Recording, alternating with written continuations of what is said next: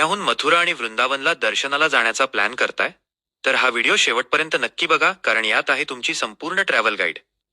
पुण्याहून सर्वात सोपा मार्ग म्हणजे रेल्वे. पुण्याहून मथुरा आणि वृंदावनला रेल्वेने जाण्यासाठी पुढील प्रमाणे प्रवासाचे नियोजन करता येईल. पुण्याहून मथुरा जंक्शन रेल्वे प्रवास. झेलम एक्सप्रेस 11,077 ही गाडी दररोज पुण्याहून सुटते. ही गाडी पुण्यातून दररोज संध्याकाळचे 5:20 वाजता सुटते आणि दुसऱ्या दिवशी संध्याकाळचे 6:15 वाजता मथुरा जंक्शनला पोहोचते.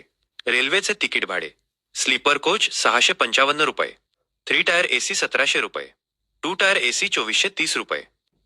जर तुम्हाला मथुरा शहरातील मुख्य ठिकाणे जन्मभूमी, द्वारकाधीश मंदिर, विश्रामघाट आरामात फिरायची असतील तर तुम्ही पूर्ण दिवसासाठी रिक्षा ठरवू शकता. शहरांतर्गत फिरण्यासाठी साधारण 300 ते 500 रुपये हे तुमच्या बोलणीवर आणि वेळेवर अवलंबून असते. मथुरा आणि वृंदावन दोन्हीसाठी जर तुम्ही एकाच रिक्षामध्ये मथुरा आणि वृंदावन दोन्ही फिरणार असाल तर रिक्षा चालक 600 ते 800 रुपयेपर्यंत सांगू शकतात. मथुरा ते वृंदावन हे अंतर साधारण 10 ते 15 किलोमीटर आहे. मथुरा ते वृंदावनला जाण्यासाठी पुढील पर्याय उपलब्ध आहेत.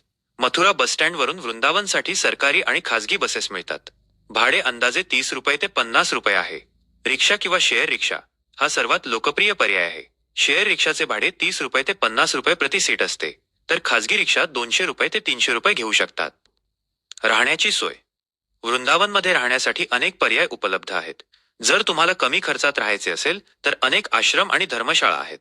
येथे 500 रुपये ते 1000 रुपये मध्ये चांगली खोली मिळू शकते. परतीचा प्रवास: वृंदावन ते मथुरा जंक्शन प्रवास. वृंदावनवरून मथुरा जंक्शन सरकारी आणि खासगी बसेस मिळतात.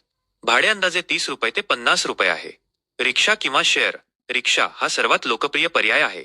शेअर रिक्षाचे भाडे 30 रुपये ते 50 रुपये प्रति सीट असते, तर खासगी रिक्षा 200 रुपये ते 300 रुपये घेऊ शकतात.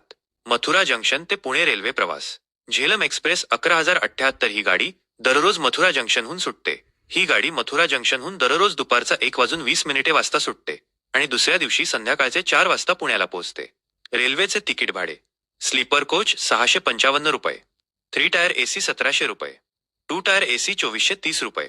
काही महत्त्वाच्या टिप्स: मथुरा वृंदावन फिरताना तुमच्याकडे किमान 2 ते 3 दिवस असणे उत्तम.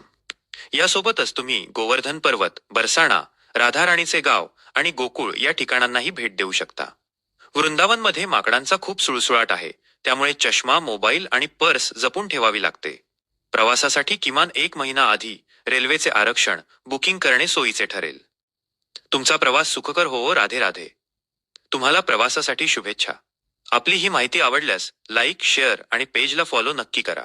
अशाच माहितीपूर्ण व्हिडिओसाठी मला आत्ताच फॉलो करा आणि हा